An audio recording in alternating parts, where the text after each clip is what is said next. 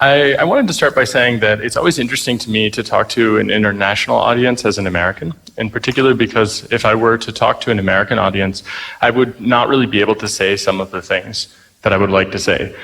For example, I'd have to spend 30 minutes talking about oppression, usually, because Americans in general, when we talk about this, we need a context setter. And I feel most recently I had the opportunity to meet a guy named Red Ronnie. Some of you in the audience know him. He was part of the struggle against apartheid.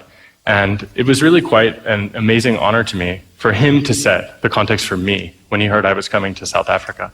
And so what he suggested is that I can skip over that context setting. People here understand the concept of struggle, they understand the concept of domination, and they get, generally speaking, he suggested, that if you have a world pyramid of power, that South Africa is not at the top of that pyramid. Would anyone disagree with that?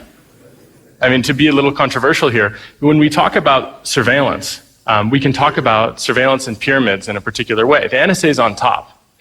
You guys will never be on top. You will never be the NSA. You will never have an NSA.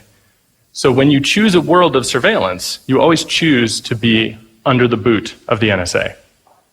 So when you choose surveillance, you always choose to be the loser. And he was saying, you know, you don't really have to go into too much detail about that. If you just say something like that, they'll get it. If we talked about this in an American context, I think it would be different because people believe, for example, that the state will never target them. They believe that the only victims will be people that they consider to be subhuman, which, you know, terrorists, for example. And by that, it's just coded racism for Muslims, usually. But in seriousness, this is something which I'm glad I don't have to talk about too much because in the US context, it would be a little bit strange and a little bit hard. And to that point, I have a sort of weird self-intro. So I work on the Tor project, which is an anonymity network, which I think most of you in this room should use if you need privacy. If you're using things like a single hop VPN to do something in a so-called anonymous way on the internet, you should probably stop. That's a really bad plan, especially if you're using a VPN provider that is commercially available, if it's in the United States or elsewhere. You guys are all fair targets. Right? The legal protections basically say you're not people for the NSA's surveillance programs. And you know, I actually really disagree with that, and on behalf of all of the Americans that are pretty unhappy about that, I'm really sorry. But that also is the reality of the situation. When you are using certain VPNs, the NSA has special traffic flow analysis software, for example, that will mark you, put it into a database, and later when an analyst wants to compromise you, they can just pull up out of this database information about you that's automatically cross-correlated with other information about you, potentially usernames and passwords, as he was saying earlier, but actually lots of more interesting stuff like that, like full content of your internet communications. And the reason I know this is because I work as a freelance investigative journalist. I broke the story last year about Chancellor Merkel in Germany being spied on by the NSA. I recently just won basically the Pulitzer Prize of Germany for that, but yeah. That's a subject of some controversy because he was a propagandist during the Second World War for, let's say, the shittiest people to ever live. So, I mean, I'm both honored by the jury for having chosen me, but also totally ashamed to have like a fascist, racist propagandist next to my name in the press in Germany now. And I wrote about that in public, and now everyone has been really unhappy with me for being ungrateful. But, you know, the Holocaust, right? So, yeah. Anyway, Julian and Assange and I wrote a book together called Cypherpunks a couple of years ago. And it kind of, in a sense, we wrote it, and everyone in the room, every room we talked in, they all sort of mocked us, like, oh, you're so paranoid. There's no planetary dragnet surveillance systems. That's totally crazy that governments are attacking people. It's crazy that they want to control people. They want to, look at how people are traveling around the world. You're just paranoid. And it's really the worst kind of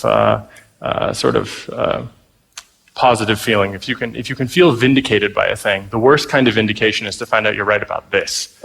And we did. If you read the book, we kind of talk about why these things are happening, how they're happening, and that they are happening a couple of years basically before Edward Snowden's releases. And that to me says something about the analysis. I mean, a lot of these things that we've seen with Snowden are not actually news in the sense that we couldn't have imagined them happening. It's that previously people could deny them in polite company with a straight face. And now it's kind of unreasonable to deny that. The question is just merely when the government speaks, how much are they lying? Not that they are lying. And that's clear. Like, for example, when Putin was asked by Snowden about whether or not the country collects information on millions of individual people, whether or not that this is a reasonable thing, even though it can be justified for law enforcement and intelligence purposes, everyone, of course, was really angry. How dare he ask this of Putin? Well, the same question was asked of James Clapper, the director of national intelligence. And the reason to ask these questions is not because we don't know the answer. It's because we know the answer, and we want them to show that they are liars. And they are.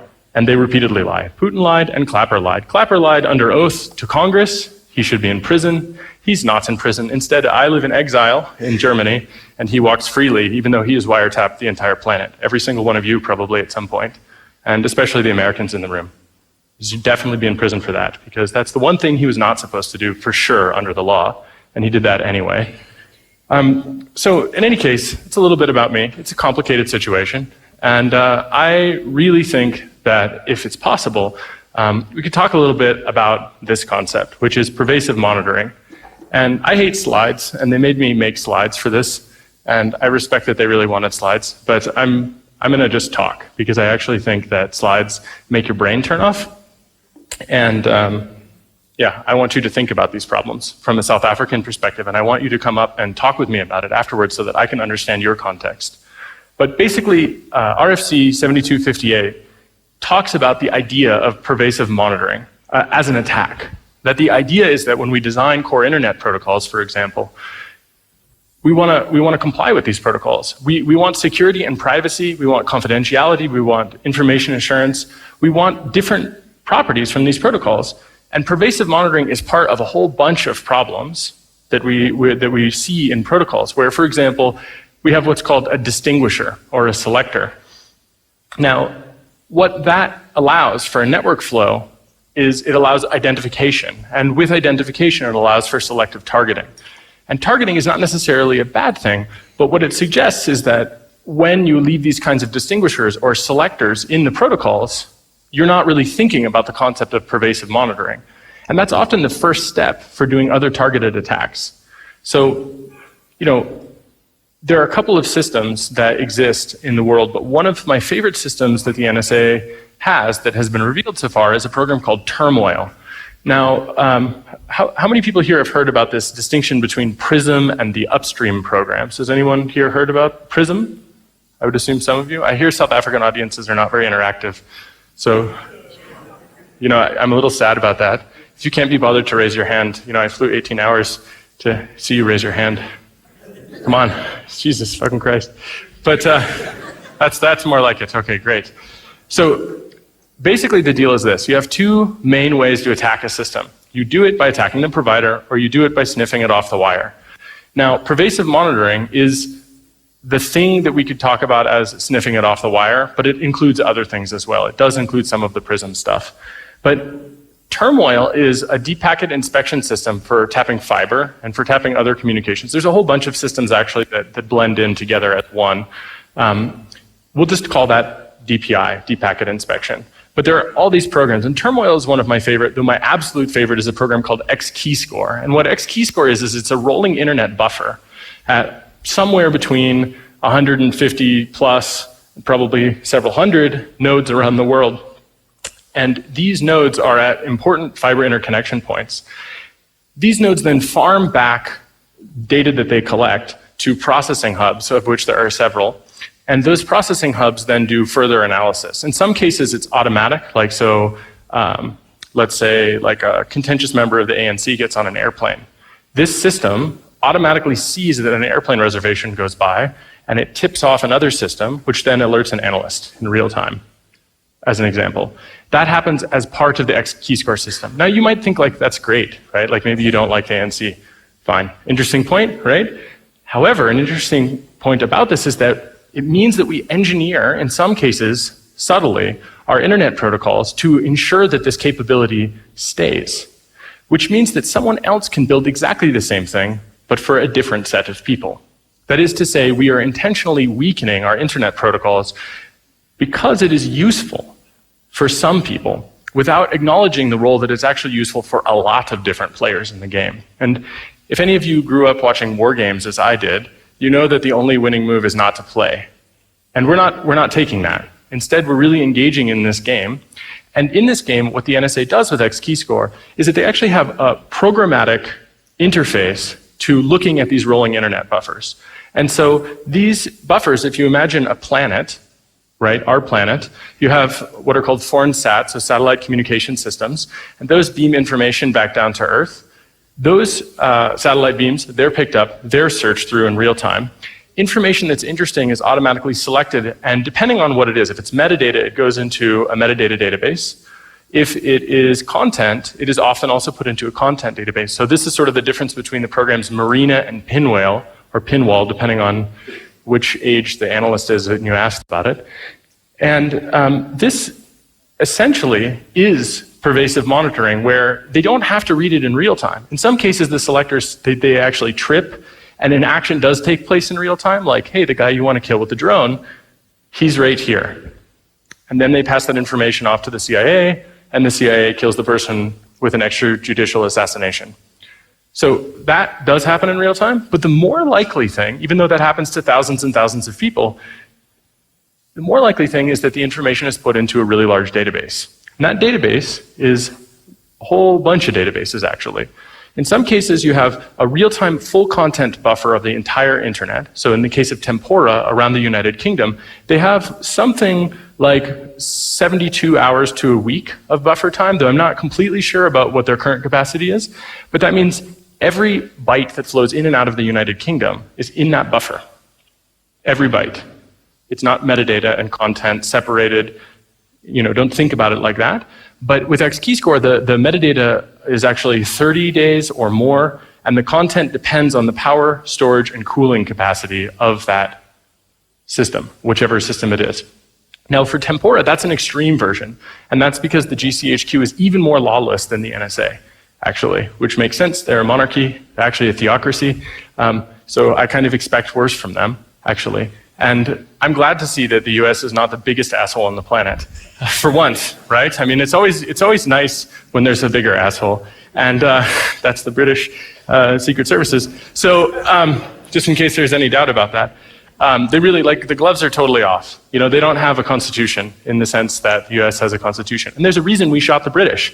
It's too bad that we teamed up with them to exploit that, because part of the idea of a constitutional republic is that you don't do that kind of stuff, and that you believe in individualized, particularized suspicion. Now, if you're thinking about this buffer, you realize that they're completely incompatible, right? And the court in Luxembourg has actually ruled that this dragnet surveillance systems, this kind of data retention, these things are incompatible with the rule of law. They're incompatible with the notion of particularized suspicion, in fact.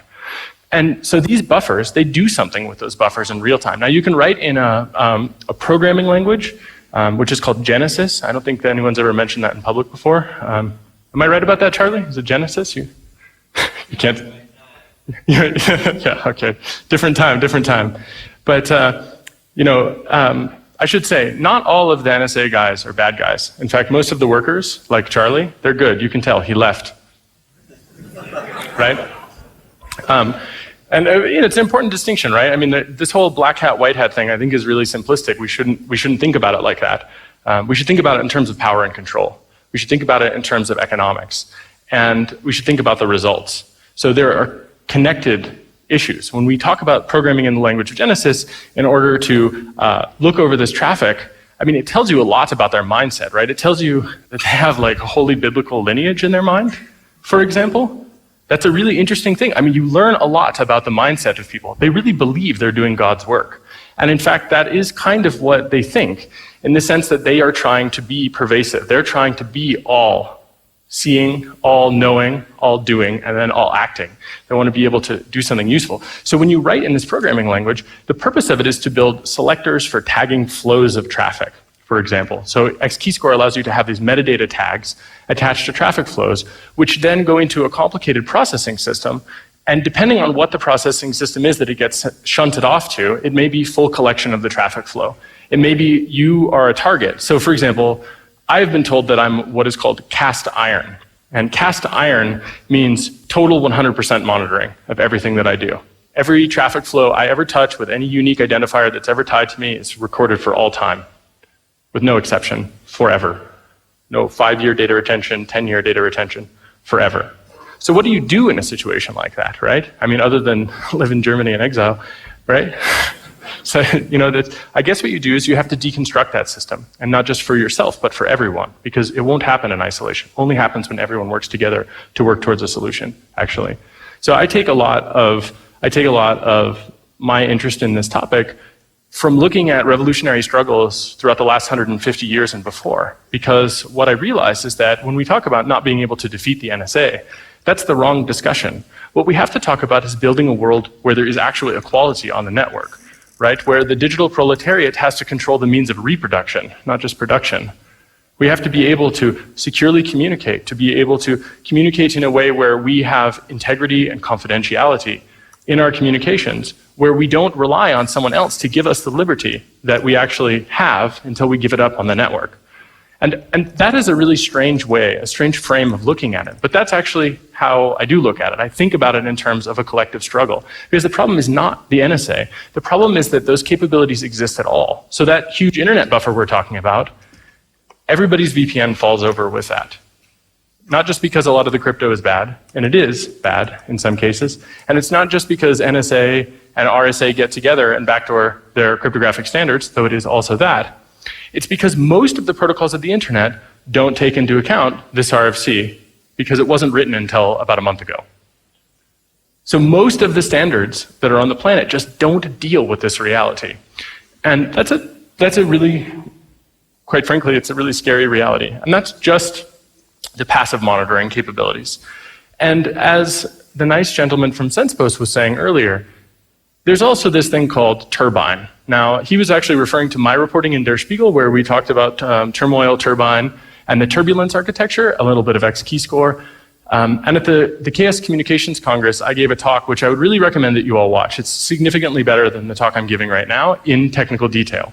It is an hour-long review of every single technical thing that I could get into 1 hour about the NSA, about hardware backdoors, software implants, the stuff that they're calling bad BIOS, which, there's like, to call it bad BIOS is an understatement. They have attack toolkits that allow you to weaponize and do crazy stuff for everything from hard drive firmware to the BIOS in a computer, to like anything you can imagine, including stealing your mail and then adding a chip and then repackaging it and mailing it onward, right? So if you buy, for example, Cisco gear in the United States and ship it to South Africa, oh boy, this is a big fucking mistake. Right, and so I'll kind of explain two of my favorite cases of this. Cases where it is not legitimate to say that these people are legitimate targets. So I know you all hate to participate, but could you raise your hand if you work at an ISP or you provide services to someone about communication? Anybody? Okay, so now raise your hand if you're an American citizen when you're doing that. Anybody? Okay, great. Now we've settled it. We don't have to talk too much about legal restrictions. You are a legitimate target. You're not just a legitimate target, you probably, if you do an interesting job and you have interesting customers, you probably are already owned. Because the NSA is pretty good, but it's also because you're awful at what you do, almost certainly, compared to what the NSA has as capabilities. For example, Belgacom has millions and millions of dollars to spend on security, and they were completely compromised inside and out. But not because they're Al-Qaeda, but because speculatively, some interesting people may be using their services or were using their services. And so the GCHQ and the NSA teamed up together and just compromised them completely. Backdoored the routers, backdoored like everything you can imagine, had access to basically the entire Belgacom network. And I've heard that they're actually still in today. That they have pieces of hardware that they can't replace, that they're locked out of because of service contracts. I don't know if that's public, but who cares? You should know about it. It's a really serious problem. And that is because those people were useful, because the law does not constrain them, and because Belgacom is in Belgium, They feel like they can get away with it. They don't do any weighing about whether or not it's a good idea to do this kind of stuff. And so they just totally compromise them. And they deployed the full suite of software-based implants, and they used all the databases that I mentioned, and they used the Tempora program, and they went after people. So for example, they used a system called Quantum Insert, and Quantum is not really one program, it's many programs. So you have like Quantum Hand, Quantum Cookie, you have all these different Quantum suite attacks. And basically they're man-on-the-side injection attacks, where you have the passive sensor network around the world. And when it sees something that's interesting, it tips off another system, which is the turbine system, and that injects information. Or I should say it tips off a series of systems. Maybe it has to do with the implants that turbine is controlling, but it tips off some systems, and packets are injected into the network to respond. Now you can catch this on the wire if you have packet capture on your own networks. You can see it in the form of 2 packets coming to your network at the same time, where one is the legitimate response from a server that you're visiting, like let's say LinkedIn's webpage, and the other one is a different packet that has a different payload potentially, where it's a single packet, usually, as I understand it. It gets injected, it beats it because it's faster than the response from LinkedIn, because they tip a sensor network that is somewhere else. That is, the injection can happen very close to your browser. So if you're in South Africa and you go to LinkedIn, and let's say the packet would travel all the way to the United States and back, they're always going to be able to beat that if they can do injection in South Africa, right? It's like a CDN, but it's a PwnDN, you know?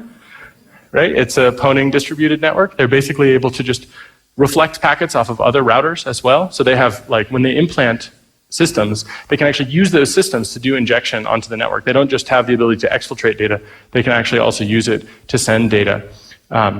So in doing that, they then forge the identity of an American company, usually, because they like to make America look bad, and all American companies look worse. And so they inject these fake pages, and then they have, for example, a way to audit the browser, and then they do automated audits. Then they inject a thing which, for a long time, it was called Validator, and then it was called Commandeer, like spelled like common and a deer, like a deer in headlights, because they're funny guys. I mean, they have a good sense of humor. And I'm sure that it's something else now. They also had a thing that are called Smoths or seasoned moths. Now, if you've ever read any Philip K. Dick, I feel like these guys must have read a lot of Philip K. Dick and said like, wow, this is incredible. I want to build this world. And then they did, actually, build this world, right? So Philip K. Dick is the guy that wrote A Scanner Darkly. He wrote Man in a High Castle. He wrote a whole bunch of really great science fiction books about a dystopian world, or a series of dystopian worlds.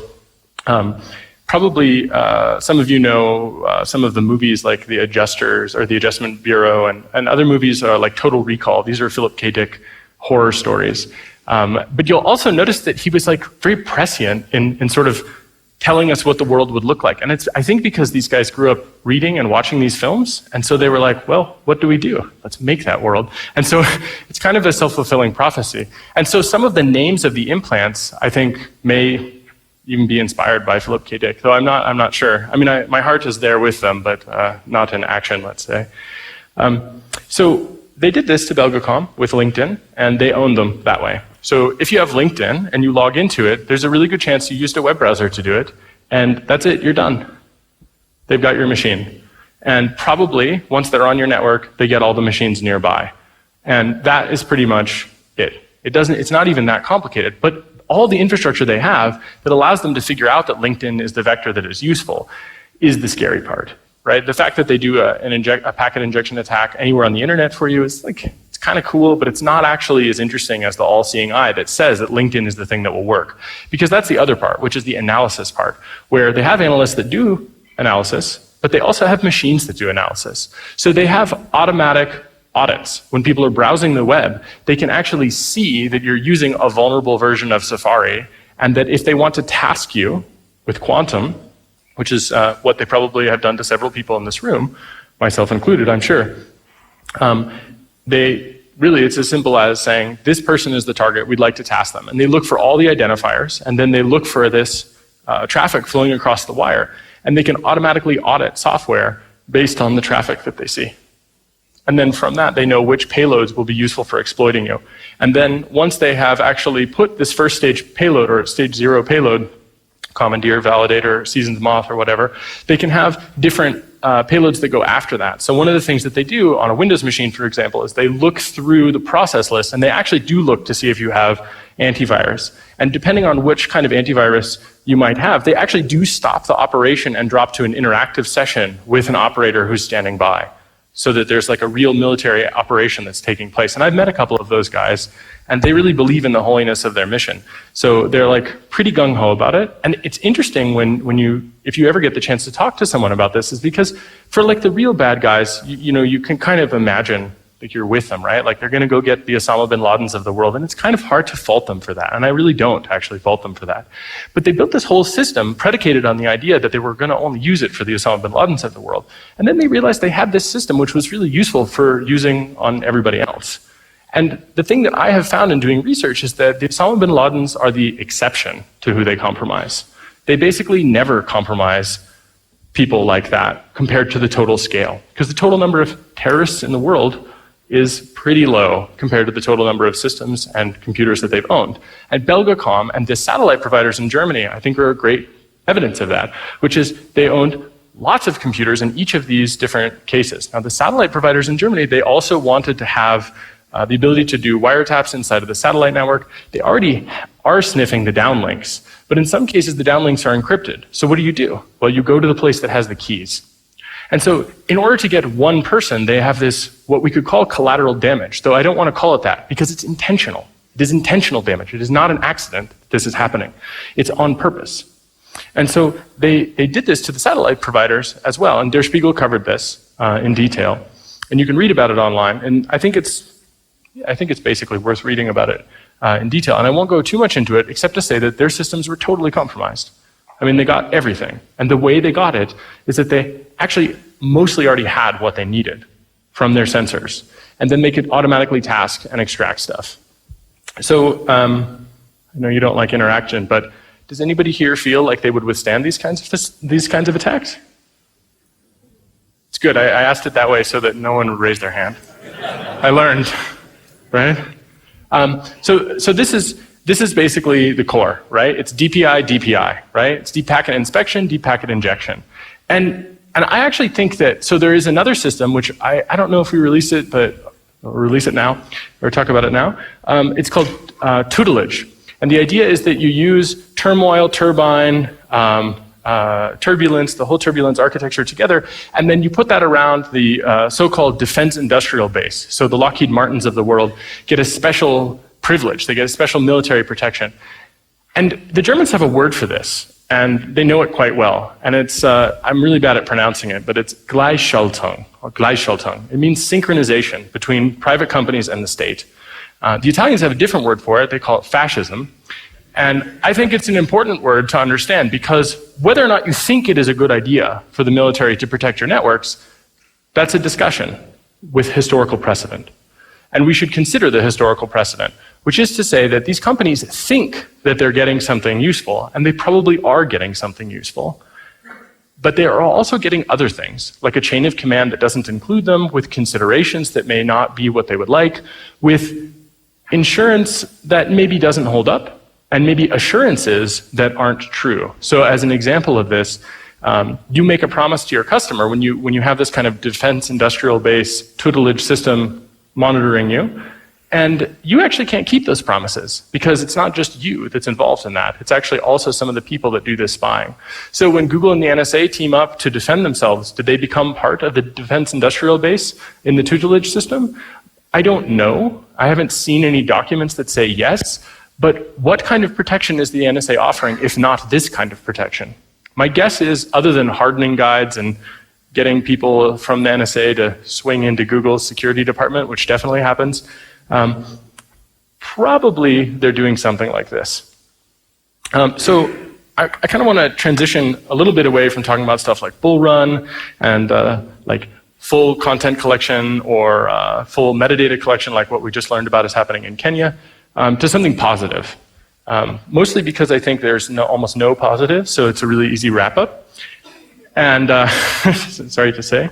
But that basically sums it up. This slide is basically the best we've got. And that's really sad. I mean, it really actually could not be worse. It's cut off there, but it says one of the few things that constrain systems of violence is M. The word is math.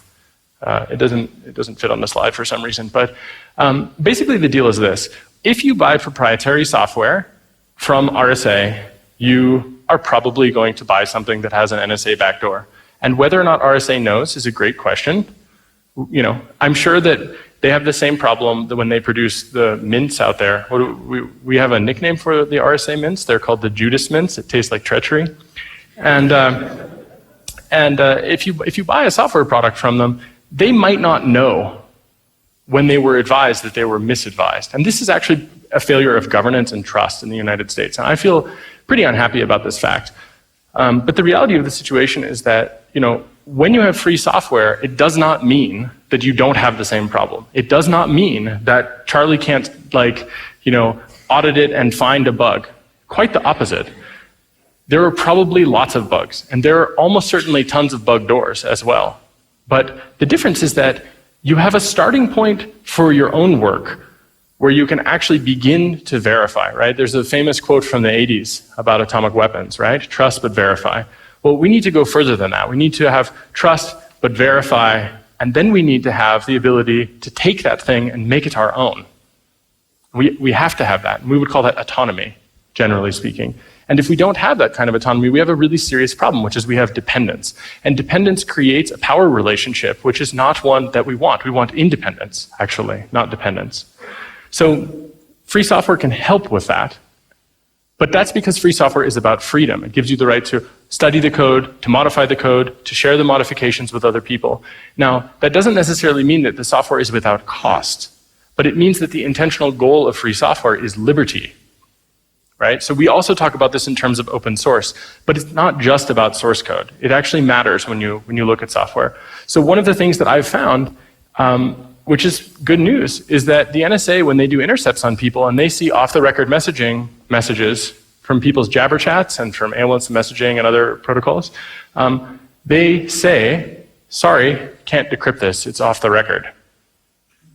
That's great. It means this thesis that math actually constrains these systems which include systems of violence and promote systems of violence, that mathematics actually stops them. It means that we can use cryptography to protect ourselves. And part of what we'll need to be able to do is to have free software systems where we can audit them and to know that the math is correct and the implementations are correct. And basically, when you look at vendors that are selling these solutions, like everybody selling a solution outside, sorry guys, but not too sorry, you have a problem, which is even if they're the best people in the world, if they don't have a process by which you are verifying what they're giving you, you might get something that's extra added by someone. That happens all the time, actually, in devices. And you might also find that someone working inside of their company did not behave the way that they were supposed to, or they behaved exactly as they're supposed to behave. It's just that they have a different master than the people that they thought should be giving them direction. So free software helps us with this.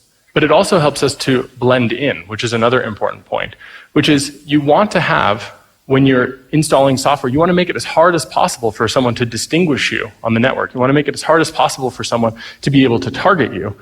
And that's one of the nice things about free software is you can just pass it around, actually. And you can verify that what you get is the same as what your neighbor gets. But you still have tons of problems because we barely know how to program computers in a way that is secure or to build systems that are secure. So free software is not the only thing, but we also need what we could call free and open hardware. And just recently there was a big Kickstarter by Bunny who created the Chumby and a bunch of other really amazing stuff. He hacked the Xbox, and he created a thing called the Novena. And the idea is to begin to have a free and open hardware platform where we know what's inside and where you can take the designs and fab them in South Africa. So you don't have the problem of physical interdiction. Right? So the NSA really does steal mail from people. When you buy a Cisco router, there's a picture in Glenn Greenwald's book of them doing this to a Cisco router. You buy this hardware, and they either implant software or hardware in the shipping process.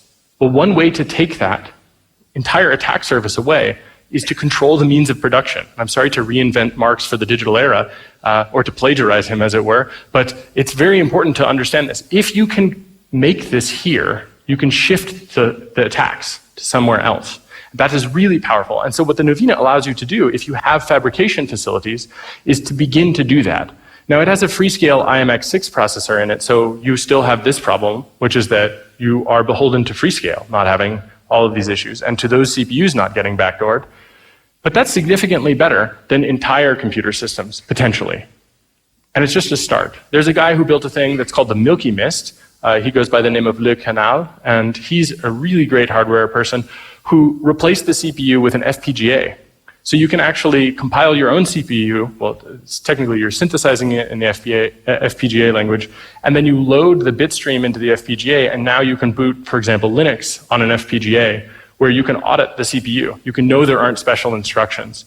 And you can also verify the FPGA in some ways that might be harder to do with the CPU, that are significantly harder, because CPUs are all proprietary, and even if you shave it down and you look at every layer, you won't know, for example, if you have this like latent doping problem, as an example, which is super hard to detect, in fact, basically not possible.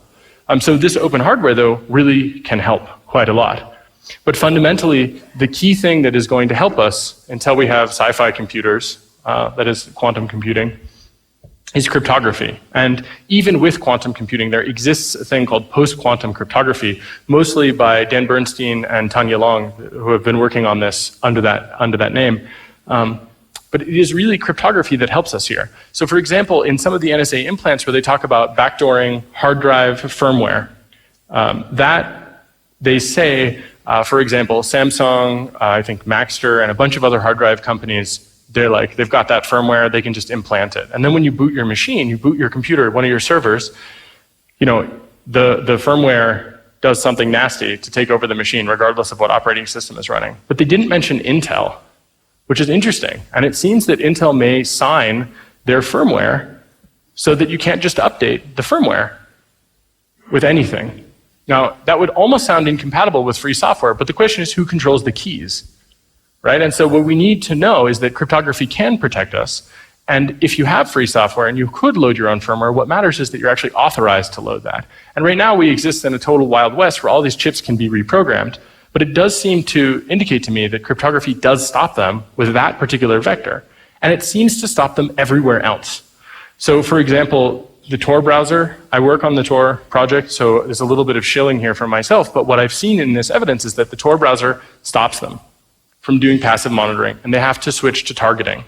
And that's good. We want them to go from bulk or mass surveillance to targeted stuff. Now the targeted stuff is not, because it's automated, it's not less in scale, it's just different in methodology, actually. And usually they work together.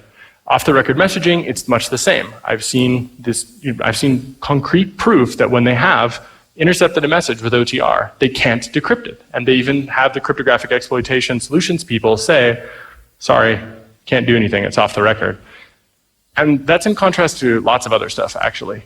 So, I feel pretty good about those things, and I use those things to protect myself. The Tor browser could be much better with sandboxing and things like that, and not based on Firefox, for example.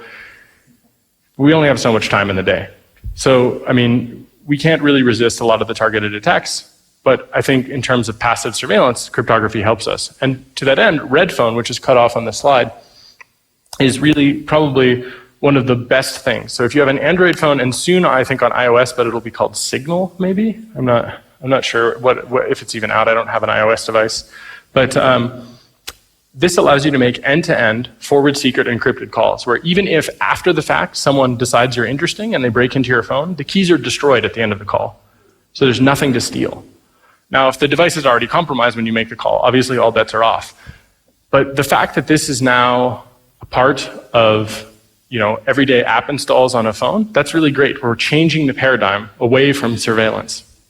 And TextSecure now being included in CyanogenMod, it's a derivative of the OTR protocol. TextSecure and Redphone are by probably like one of the great living cypherpunks, Moxie Marlinspike. And those two tools really help with the issue of pervasive monitoring of content. They don't really help with metadata protection. So it's not that you won't be found or targeted later. But all three or four of these things together, we start to see a different picture emerge. As we start to bake anonymity and cryptography into systems together, it makes it harder for someone to do pervasive monitoring. It makes it harder for them to exploit the protocols as they're traveling across the wire. It makes it hard just in general for data that's collected to be worthwhile. And that changes the economic situation. And changing the economic situation is part of how we change the social system. And the legal reforms that are necessary here, one of them, which is quite controversial, is essentially the idea that we need to have, these are really, what I'm about to say is very controversial in the legal world, but it makes sense if you follow so far, I think, which is, if we have a regime of spying where some people spy some of the time legally, we have a problem, which is that someone else who is not in your legal regime is spying all of the time. Now, you choose so-called lawful interception in South Africa, and it exists. When I met Red Ronnie, the big conflict we had is he was the head of the intelligence services. What I told him is that he didn't really want to deconstruct the power. And I said, you wanted to control the power. I want to see you deconstruct that power, because it can't, if you want to use a Lord of the Rings analogy, you want to wield the wing because you believe you're the ring because you'll be benevolent, and I want to melt it down because I don't believe that there's such a thing as human benevolence when you have such a ring. It turns out the NSA basically proves this with their SOML, GET, and Mystic surveillance systems, where they're intercepting 100% of the communications of Bahamas, all of the content, all of the metadata. They've proved it. The Bahamas chose so-called lawful interception, and in the end, they got completely illegal total surveillance of the entire island for all content of their communications.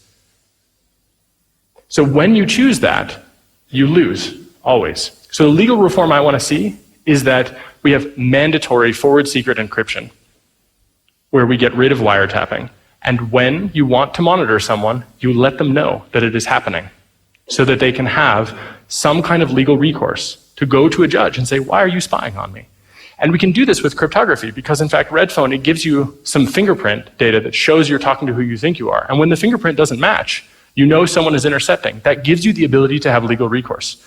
It doesn't mean wiretapping stops. It means secret wiretapping stops. And it also means that it can be detected. And it also means that it won't happen with an outside party without a very high cost of detection. Now, it will take 50 years probably to get to the point that I'm saying right now, but that if you're not a utopianist, you're a schmuck. So I really think we should try to get there. And in particular, we should get there not just for special people, but for every person. And as an example of a particular kind of betrayal by the NSA, they give up full content collection to the Israelis. And they say, please remove senators and congresspeople and interesting folks from the data set we give you. Do you suppose the Israelis do that when they get our signals intelligence data? And does anyone believe that they do that? Charlie? No comment from the NSA, or the ex-NSA. All right. So I think that's part of the problem, is that there's no honor among thieves, and these guys are thieves, right? So what we have to do is we have to make sure that the thieves can't be thieves anymore. We have to change the economic things by changing the mathematical things that are here. And to do that, we need to change the laws. So there's a thing called You Broke the Internet, and it's a legal policy suggestion for the European Union, which you could adopt here as well, that basically specifically talks about the details of how to change the laws to make it so that we're not vulnerable. Because you guys can't build security products or have secure services in the world that we just talked about. You just can't do it. It's not a business-friendly world, it's not a civil liberties-friendly world, and so we really need those legal reforms.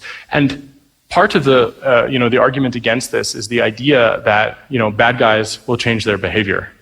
And actually I don't buy that. I think that it's speculative in that bad guys already have a behavior that is mostly exempt from this, right? The Zeta cartel they're a very bad drug cartel in Mexico.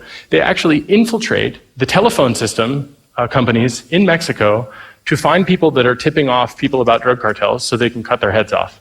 They use the so-called legal interception routines to go after people. They themselves run their own cell phone networks, which are not susceptible to legal intercept. So we trade away a lot of security only to end up with the worst people having it, and we are left in the middle with really a lot of vulnerability. And you can't build from that space very well, I think. So that the legal solutions, I think, are very contentious because of the power dynamics involved. But I really would urge people to consider the long view And in the long view, especially in Africa, there's a kind of neo-colonialism that's taking place between the Chinese government and the American government. And they're racing to install as much network equipment as they possibly can across the entire continent. Whichever one wins has, on the internet, colonized that country's communication systems. And we see it with Kenya. Kenya has, as part of the MYSTIC program, 100% of the metadata of the telephone systems, and probably the internet, but that's probably under a different program, would be my guess. They've got it. Look who installs the networks in Kenya. Look who supports the internet there. Do we suppose that when the Chinese do that somewhere else, in Zimbabwe, for example, I think that there's currently a debate about who will do this. Who has it? And if you look to South Africa, who has helped build those systems? Are they South African telephone switches? Probably not. That would be my guess. So what that means is that this kind of neo-colonialist power can be used against you when you least want it. You don't really have independence from that. And so what I came here to say is that we can do things like write free and open source software, build free and open hardware, we can use strong cryptography, and we can use that to declare our independence. So that's basically all that I have, and I'd like to take questions, so thank you very much.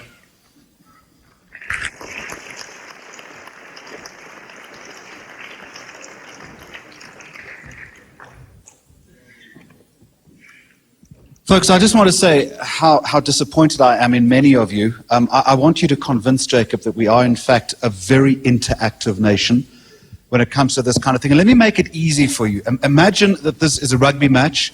It's a Bull Sharks game. He's the referee that has made a bad call, okay? And that's real South African interactivity. So, folks, for the next 10 or 15 minutes or so, I would be very happy to entertain questions. I think we're going to run some microphones in the audience. Maybe I could start, if you don't mind. Jacob, you talk about digital proletarianism, which I thought was a very useful turn of phrase. All very well, but do you think that these digital proletariats actually have the will to win this battle that you've so clearly articulated for us? No. So part of the point here, and this is especially a problem in the global north, is that white people think that they're not a target, right? They just think it's Muslims, people of color, and they don't have to worry about it. And they have no solidarity. And it comes from deep-rooted, fucked-up racism in its core. Okay? Now, here in South Africa, oh wow. I like that you agree with that. That's hashtag fucked up racism, huh? As opposed to other racism, right? So, but an interesting point here is that what that means is that people think they're exempt, right? The most smug jerks I've ever encountered about these programs are white Americans, usually men in their 30s and 40s, who build the systems, or who sell information to people that build these systems. And then they're surprised, for example, when their bugs are used to kill people, or they're not surprised, they're proud of it. And then they're surprised that anyone would be opposed to it, actually. Or they say, well, what did you expect? Of course. Are you shocked by this? Are you an idiot? But the point is not that I'm supposed to be shocked. The point is that now that we know, we have to do something about it. And I don't think generally people think of themselves as part of being part of the proletariat. Like, for example, ask a Canadian or a British person if they think the Queen is relevant. And they'll tell you, oh, no, the Queen has no power. But actually, the Queen's representative, the Governor General, in the 21st century prorogued the Parliament twice, suspending the democratically elected Parliament twice. And in 1975, the Governor General did that in Australia. So the point is not that the power doesn't exist, is that people have a different relationship to the power, where they think of themselves as something else. And so I think a lot of people don't think they're part of the digital proletariat, and so they think, oh, it's not my fight. And that's fine, that's exactly the same fight, but now told again on the internet, as we've experienced it in the past. Now, I'm not a Marxist, but I do think, historical materialism plays a huge part in this. Because when the network infrastructure is in fact controlled by someone who doesn't respect your human rights, you can be damn sure they're going to use it in ways that don't respect your human rights. And that's the basis of historical materialism. The social conditions before suggest what will come next. And that's what we see with the NSA. We see clearly that they exploit whatever they can, because they are able to. So we have to just change those power dynamics. And until we do, I think it'll be a really big problem. All right, just a quick follow-up then. You've been detained, you've had equipment seized, you've had court orders against you. Where's the tipping point here? How do you know when you've won your fight, or at least have started to win your fight? There is no winning. there is only continuous struggle, right? I mean, now I sound like Trotsky, but there is only the state of permanent revolution, right? If we can achieve that, that would be useful. But basically the issue here is that even if you have all of the things that I've suggested, an attacker can still attack you. It just changes the way that they attack, and that you can detect it. So there is no winning, but we can shift to a place that we can mostly agree is where we should be, as opposed to where we are now. And so we should look at the means to that end, and we should try to create just means, and we should also try to ensure that we understand that there is no end. There is only continuing means. At some point, you just drop off the struggle. Anybody in the audience? Guys, we've got microphones, so let's, That guy has a question? Okay, over here first, let's go here, one, and then there was somebody over here. That's the best word, by the way. Yeah. In South Africa, I love it when people say, here. Here we go, off you go. So good. And folks, let's try and keep them short, so we don't want speeches, just quick, short, sharp questions. Hi. Off you go. You spoke about hardware and software vulnerabilities. I just want to find out, for us to be independent of the current providers, where do we start in terms of security, hardware and software? Well, I think you have to ask yourself if you actually have the capability to do something about hardware. And if you do, then you've got to build hardware at the same time. But look, for example, at your cell phone. A cell phone actually has in it an architecture that to some people here will be really offensive when I describe it. But if you'll allow me to, what I would say is this. Your phone in front of you has what's called a baseband processor and an application processor. And that sounds really innocuous, right? It sounds like, it does one thing, it talks to the cell phone tower, the other thing gives me my WhatsApp, right?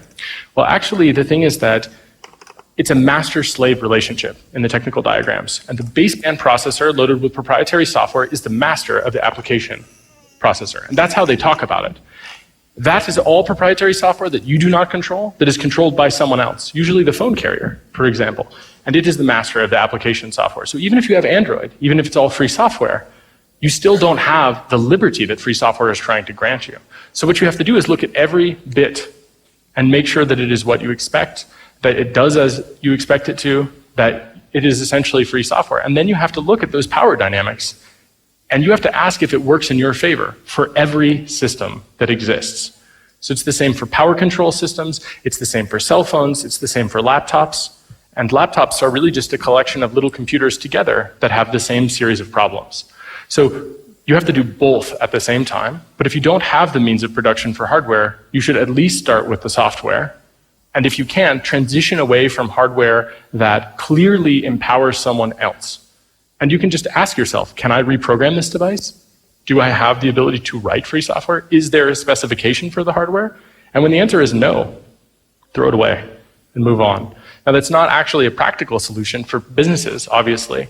But things like the Novena project that I mentioned, they are starting to get down that line where every single bit of software required to run it is free software. And the hardware is mostly open and free, with the exception of a proprietary CPU. So I think that's, unfortunately, it's a long battle, but lots of battles worth fighting take a long, long time, right? So I think this is not a 5-year or 10-year struggle. I think it's a 100-year struggle, actually. In light of what you just said, what would your take be on the anonymous collective? Say that again? In light of what you just said, what would your take be on the anonymous collective? Anonymous as a collective? Well, I think it was cool that a lot of NSA people participated in Anonymous because it showed that not all of them were kind of not so great. But I think that collectives in general always have problems. And I like certain aspects of Anonymous, but what is Anonymous except the ability to, essentially just declare it as a flag?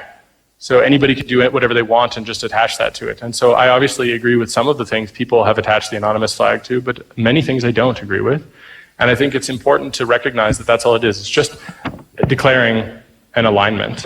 And if we look at what GCHQ has done to people in Anonymous, that is actually one where I just don't even need to make that distinction. They talk about infiltration, they talk about sending honeypots, they talk about doing all these attacks I talked about and more to people engaged in legitimate political activity, who for the most part are not making a huge difference. They're not actually worth destroying your civil liberties for. Right? People fought for hundreds of years to have civil liberties, and we're just throwing them away because of a few people putting that flag up. And depending on the context, I have, obviously mixed feelings, but when it comes to them being targeted by military intelligence, I think it's very clear that Anonymous is on the right side of history and GCHQ is not. Right, the light's a bit bright on the stage here. Where's the microphone? There's a guy in the over there. There's one over there. Yeah. Whoever's got the mic. I've got the mic, yeah. Good. Jacob, thanks for the talk. I can't even see you. I'm Blinding light. You're at the back. Hi. So you spoke about autonomy and independence from a technical perspective. Sort of as knowledge of this reaches the political ranks, it seems as though some countries are disconnecting themselves. What do you think the chances are that the internet winds up balkanized? Well, I had a very good friend who lived in Argentina and worked at Core Security for a long time. He's one of the main people that started Core. You know them probably because they make Core Impact, which was sort of like Metasploit for the 90s. And he moved to China because he thought it was an interesting place to live and he wanted to study Mandarin and he wanted to work like meeting Chinese hackers and see what the world was like in their eyes. And I said, but China is breaking up the internet. And he moved there at a time in which, the Great Firewall of China was still like suspicious, but we didn't really know any details about it. And really it's just like a crappy version of quantum copper or quantum bot, which is what the NSA has for the whole planet. China has it for the boundaries of their nation. And he said, there isn't one internet. There are lots of little broken internets. And he said that about 5 years ago. And I think he's right. And the reality is every network you're on will have to make a declaration. And it will have to declare that it wants you to have the ability to freely communicate or not. It wants to have a unified threat modeling device on the network that spies on you, or it doesn't. And you have to decide which networks you want to be a part of. And it won't be as simple as the good countries and the bad countries. Because in Egypt during the revolution, the internet still functioned for their spy service. Right? They were using Tor, unfortunately, or fortunately, depending on how you look at it. And I think that is, it's the case that these things happen simultaneously. So it won't be that the internet is balkanized. The internet is already balkanized. It will be that we may be able to detect and deal with the balkanization in a useful way in the future if we choose to. And that is what I think we should choose to do. That's part of declaring independence, is deciding that you're not going to go along with the fragmentation or the sabotage, and that you're going to choose a different path. And so I hope that answers your question. I can't see you, but I hope you're shaking your head yes. Okay, in the interests of fairness and egalitarianism, anybody on the left wing of the audience here that would like to ask a question? Off you go. And then let's just line up someone on that side as well. We'll take about 3 or 4 more questions, folks, just in the interests of time. Oh, an American. Yes. So I don't mean to be a buzzkill. On the software side of the house, there's a lot of people globally that are qualified to do an analysis of software. But in reality, how many of us are out there that can actually do the hardware? I would say probably less than 100 globally would actually be qualified to look at something like even the Novena and tell you that it's free and clear. Absolutely. I mean, so I can't see you very well. Could you identify yourself? This is Josh Thomas. Great. Yeah. Okay. Great. So you're probably one of those 100 people, or you know someone who is. I mean, Charlie is one of those 100 people, right?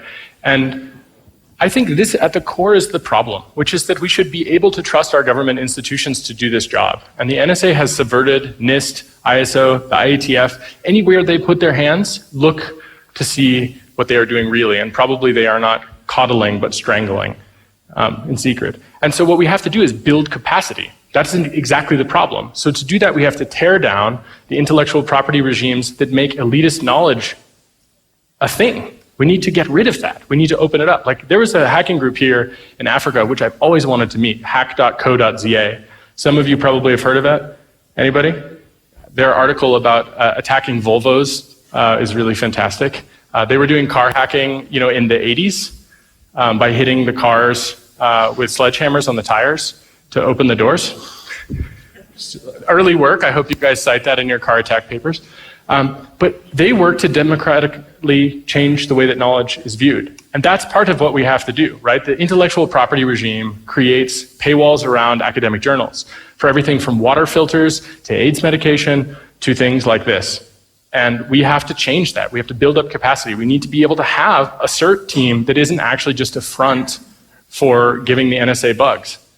And we have to rebuild trust at the core in our institutions. We don't need to tear down every single institution. We need to believe the institution actually will do what it says it does.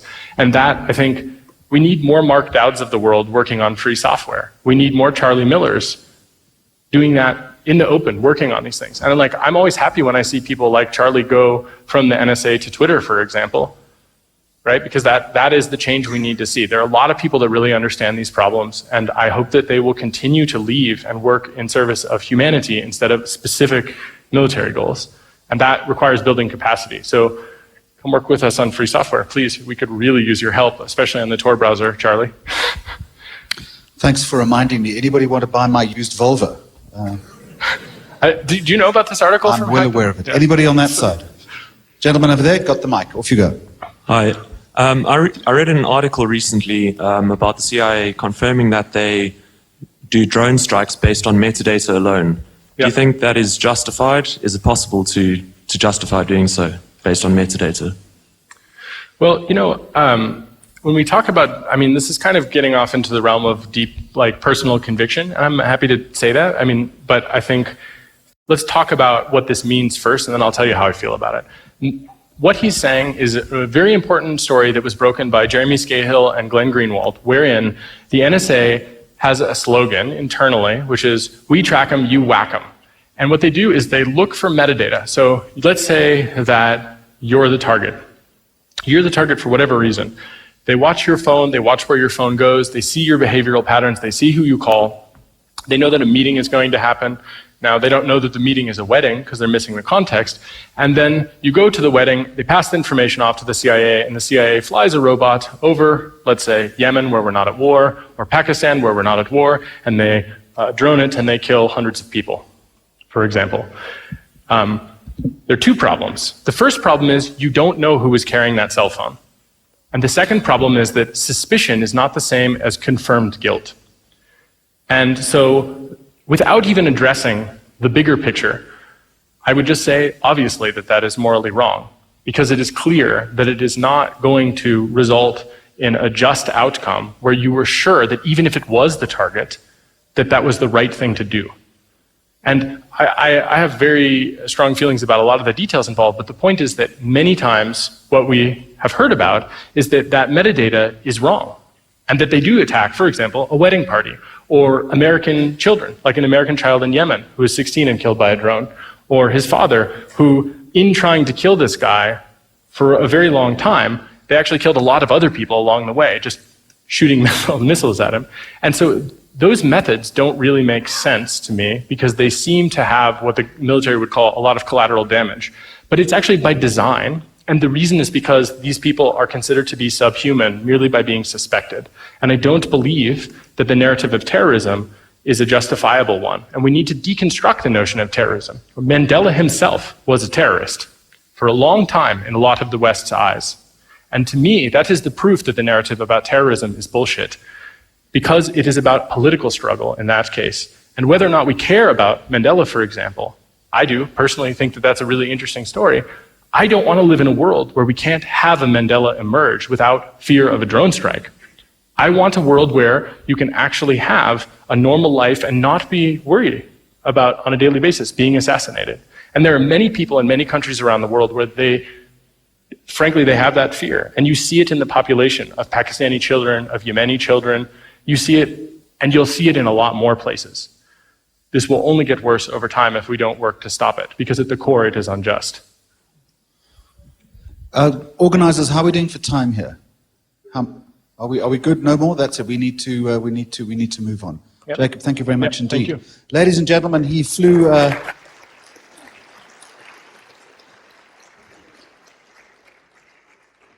18 hours on your behalf and endured a conversation.